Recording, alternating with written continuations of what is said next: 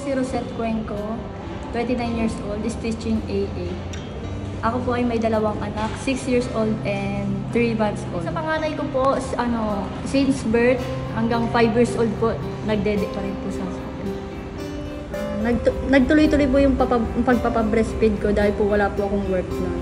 Hanggang sa nasundan po ng pangalawa, doon lang po siya umistop magpa-breastfeed. Sa pangalawa ko naman po, nagpapa-breastfeed pa rin po ako.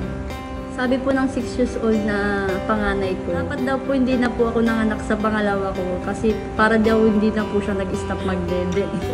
Pansin ko po na yung pagbabago sa baby ko is yung tumibay po yung mga buto niya, malusog po talaga.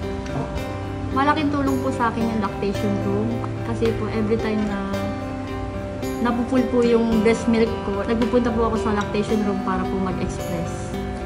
At yung na-express ko po ay naiuwi ko.